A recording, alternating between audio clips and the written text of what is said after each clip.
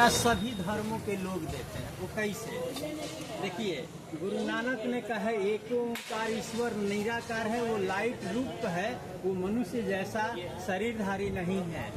Christ ने कहा है गॉड इज लाइट, ईश्वर एक प्रकाश रूप है, वो मनुष्य जैसा आकार उसका नहीं है। जापान में लकड़ी के स्टैंड पर एक लाल बल्ब को जलाकर ध्यान एकाग्र करते हैं, शिव की मान्यता देते हैं।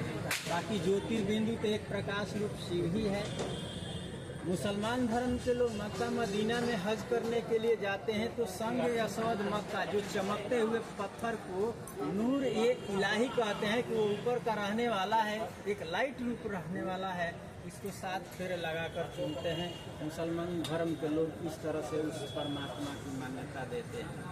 पशुपतिनाथ नेपाल में शिव की पूजा होती है। अब नाम है पशुपतिनाथ क्यों पड़ा? क्योंकि आज कलयुग में मनुष्य पशु जैसा ही कर्म तो कर रहा है, न खान पान का ज्ञान, न रहन सहन का ज्ञान, न खुद का ज्ञान, न उस परमात्मा पिता का ज्ञान।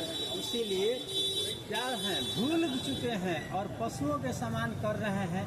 तो पशुओं को पारस बना देने वाला वो एक निराकार परमात्मा शिव है, जो मनुष्य से देवता बनाने का कार्य करते हैं, यानी पारस बनाते हैं पशुओं के समान मनुष्यों को। इसीलिए पशुपति नाथ कहा जाता है। अब सोमनाथ, आज सोमनाथ क्यों कहा जाता है उस मंदिर को? लोग कहते हैं भगवान ने सोम रस पिलाई। आज शराब गांजा जो भी है उसको मनुष्य कहता है कि वो तो सोम रस भगवान ने दिया, लेकिन नहीं, वो ज्ञान का अमृत पिलाते हैं, वो ज्ञान सुनाते हैं जिससे जीवन मनुष्य का श्रेष्ठ बन जाता है। वो भ्रष्ट से जीवन श्रेष्ठ बन जाता है, पतित से पावन बन जाता है। वही सोमनाथ शिव बाबा हम बच्चों को ये ज्ञान रूपी सोम रस पिला रहे हैं, जिससे मनुष्य देव पद को पाता है आने वाले समय में। लेकिन पुरुषार्थ इस समय ही कराते हैं। विश्वनाथ, सारे विश्व को एक सूत्र में बांधने वाला कौन होगा? कोई है मनुष्य? कोई नहीं। आज अनेक धर्म मत बना हुआ है, लेकिन कोई किसी के आपस में प्रेम भाईचारा तो है नहीं, सब एक दूसरे से लड़ रहा है। तो सारे विश्व को एकता के सूत्र में बांधने वाला ने सभी को अपने साथ ले जाने वाला तो निराकार परमात्मा शिव है। इसलिए विश्वनाथ कहलाता है। अमरनाथ कहते हैं कि शिव पार्वती ने अमर कथा सुनाई, जिससे सब अमर हो गए। तो वो कौन सी कथा होगी?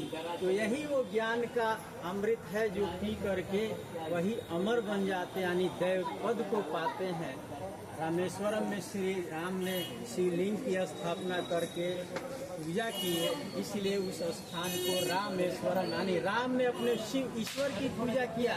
तो इससे सिद्ध होता है कोई मनुष्य अपने को भगवान तो कहता नहीं। ये मैरिज हॉल है शिवनाथ मठ का।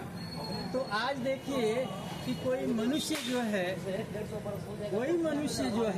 आज अपने को क्या कहता है कि हम भगवान हैं, लेकिन मनुष्य तो भगवान है नहीं। वो निराकार शिव परमात्मा पिता ही भगवान है। अब देखिए